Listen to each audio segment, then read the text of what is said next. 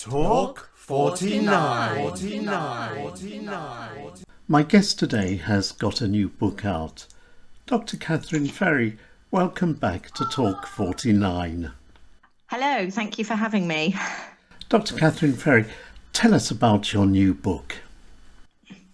Well, most of my books so far have been about seaside things, about coastal living and history, but this is a bit of a change. I studied for my PhD Victorian architecture, and so I have written my new book about a fantastic Gothic style convent in the town where I live called East Grinstead, which is in Sussex in the south of England. And this book is all about the buildings, but also about the women who lived in the convent and their amazing story. You said this is about a convent in East Grinstead where you live. What's the name of your book, Kathryn Ferry? It's called The Old Convent East Grinstead, subtitled John Mason Neale, George Edmund Street and the Society of St Margaret. So I need to explain who those people were. So John Mason Neale was an important cleric in the middle of the 19th century. He was a man, an incredibly talented man. He wrote hymns, a famous one that is well known in Britain is Good King Wenceslas. And he wrote lots of hymns, but he was also very significant in something called the Oxford movement, which was a movement to get ceremony back in the Church of England, to put decoration back in churches and go a bit more as a sort of Anglo-Catholic church. So he was very important in that. The other man I mentioned, George Edward Street, he was the architect of the convent, and he was one of the biggest architects in the mid-Victorian period in Britain, but he also worked all around Europe, and he built Gothic buildings, and he travelled around Europe to Germany and Spain and Italy, studying Gothic architecture there. And he brought all those ideas back to create a new style of Gothic for Victorian Britain. A new style of Gothic for Victorian Britain. Dr. Kathryn Ferry, how did you get this idea? What led you to this book? Well, I moved to this town, East Grinstead, about just over 10 years ago, and I'd always been rather fascinated by this huge building that was in the town but not in the town. You know, it was very difficult to see it, but actually these days it's a private residence. It's converted into 30 houses, very unique houses, as you can imagine, because it used to be the convent buildings, which also it was the places where the nuns lived, but also they ran an orphanage there and a school for girls. So all these very different buildings are now quite unique homes, but it's private. But it's in Britain, it's a grade 1 listed building, which means it is important enough to be designated in the top 2% of all historic buildings. So it's, if you think of somewhere like St Paul's Cathedral, that would be a grade 1 listed building. You know, the top tier of historic buildings, this one is important enough to be among those. So I was always curious about it. And I approached the people who live there and asked them if they'd be interested in me finding out some more about the history, and it turned into a book. An incredible story. You've written about a convent, which, as you said at the beginning, is a story about women. Who were some of these great women you speak about in your book?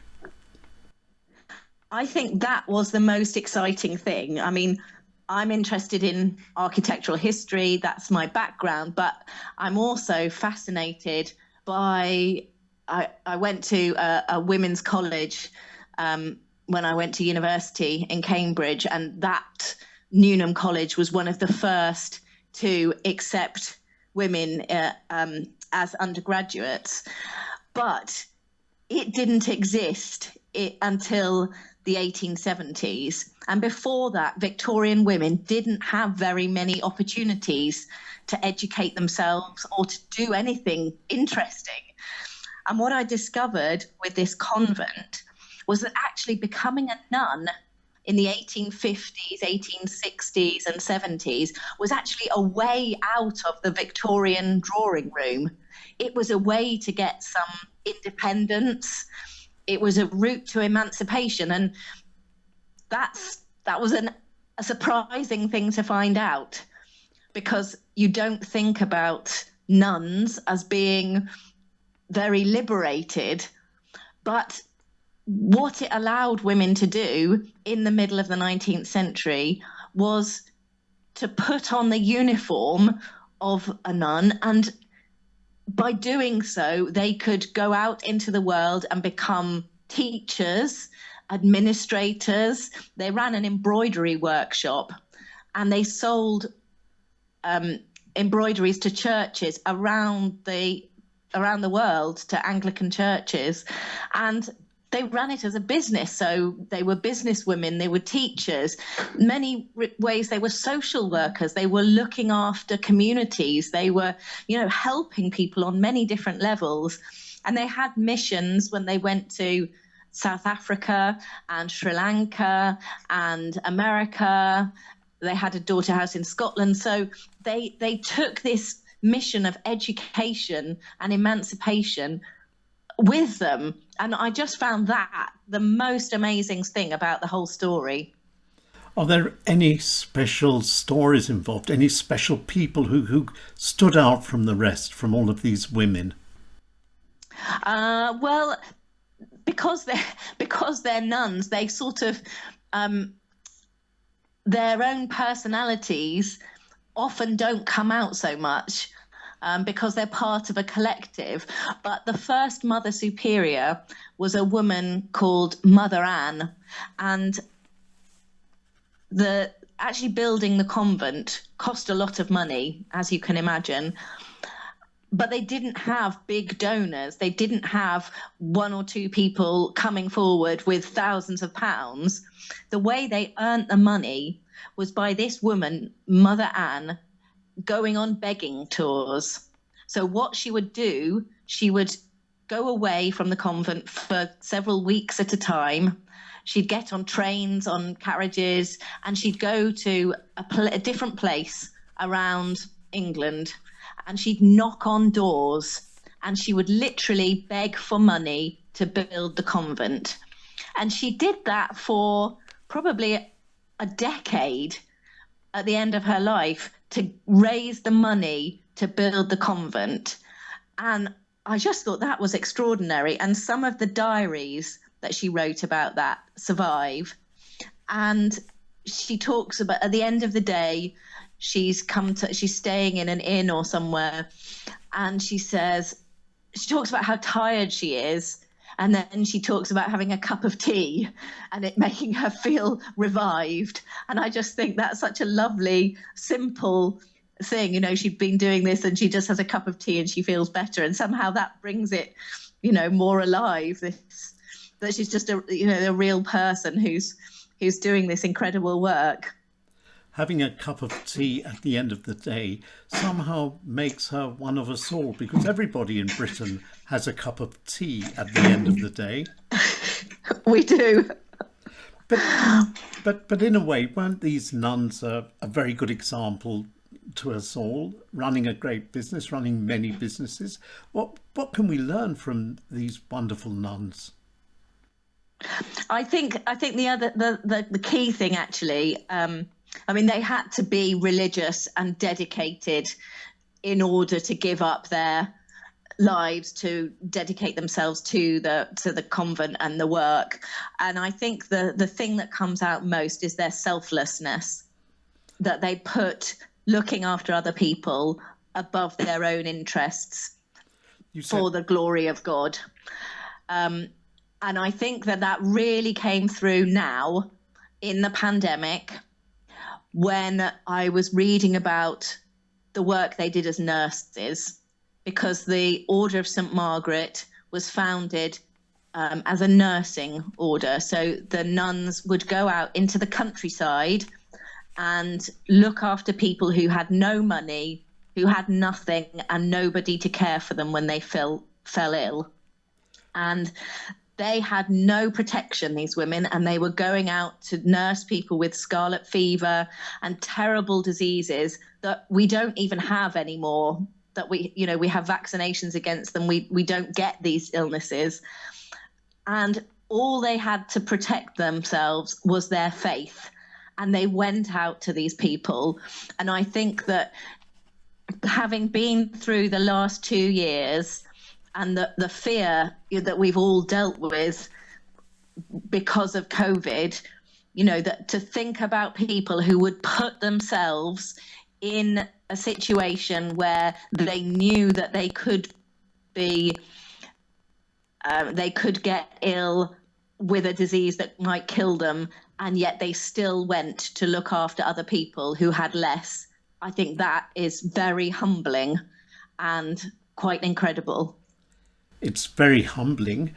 Does this Order of St. Margaret still exist, Dr. Kathryn Ferry? Yes, it does. There aren't so many nuns these days, and they tend to be much older. I think since now women have many more options, don't they? We can go out and get whatever job we want. So there isn't the same sort of need to go into a convent for that. It is purely for a religious reason. So they haven't had so many people joining in the last decades, but they do exist. And they run a nursing home in London for elderly people, which is apparently a very nice nursing home. And there are several communities around this country. They still, the internationally renowned Boston Children's Hospital was first run by nuns from the Society of St. Margaret in East Grinstead, and that is going, and there are still nuns in America as well from that order. So yes, they're still going. They're just not so many of them now. You mentioned just a couple of minutes ago that you'd read a very interesting diary from the founder. Yeah. Why are diaries so important for historians? I think diaries are wonderful for historians because they open a window on the little details of people's lives, and also ordinary people. Something like that reference to a cup of tea. No sort of official historian would write that kind of thing down, but it is the kind of thing that speaks to us across the ages, and it makes the people in the past seem much more familiar. The ordinary feelings, the ordinary daily tasks, the things that we can associate with. It's the things that link us rather than separate us across time. So I think that's where diaries are just wonderful for historians. Of course, it's the role of historians to write history for us all. How important is making history readable? I think it's absolutely crucial, because as a historian, I chose not to stay in academia in order to write books that would reach a wider public. And I think that the way you write should be, irrespective of whether you are an academic or not, I think you should write for the widest audience, to spread knowledge and to engage people and to demonstrate that the past is not that different. There are so many examples of how history repeats itself. And as a historian, you sort of think, well, we've seen this before, but unless that history is told, unless more people know about it, we keep repeating the mistakes of the past. And it is important to know where we came from as we go forward. And I think it's just about that connection to everybody has a sense of who they are and where they fit into the bigger picture. I think that's sort of what grounds us, makes us linked, tied to a certain place or our families, So I think history that appeals to a wide audience is the best kind of history. Would it help historians for the future historians, if all of us were to keep diaries of some form or another? I think that would make historians' job really hard in the future. I think it's going to be very difficult because of the way information is stored now, and there is so much information now. What will survive and what won't, on social media and things. How, as a historian, you could trawl through all of that information and arrive at any kind of conclusion about how we lived. There's so much information now. So it will be interesting to see how historians deal with that in the future. What about if everybody started actually writing diaries again with real pens and real paper? Oh, well, that would be nice. Yes. Whether people would be willing to go back to that. It's a kind of, in a way, it's a bit like the sort of slow food movement and all of those kind of things where you actually, it's mindful, isn't it? Actually taking the time to sit and hold the pen and write rather than that sort of hectic typing. I think maybe that would do a lot of us good, and it might help historians, like you say. So that's something all of us could do for the future. Before we go, Dr. Kathryn Ferry, once again, please, the title of your book and where we can get this book. Maybe if you could just give us a hint. Yeah, it's called The Old Convent, East Grinstead. It has its own dedicated website. So if you go on to oldconvent1865.com, you will see pictures of the buildings, and there's some videos there, and that's where you can get hold of the book. But there's lots of YouTube videos there that show you the nuns and the buildings, so you can get a sense of the place I've been talking about. Okay, and I will put a link on our website, talk49.co. So if anybody listening wants to check it, they can get the link from us as well. Dr. Kathryn Ferry, very good luck with your new book. Thank you very much for taking your time to talk to us.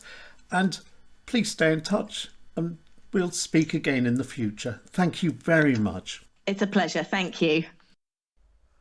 Talk 49.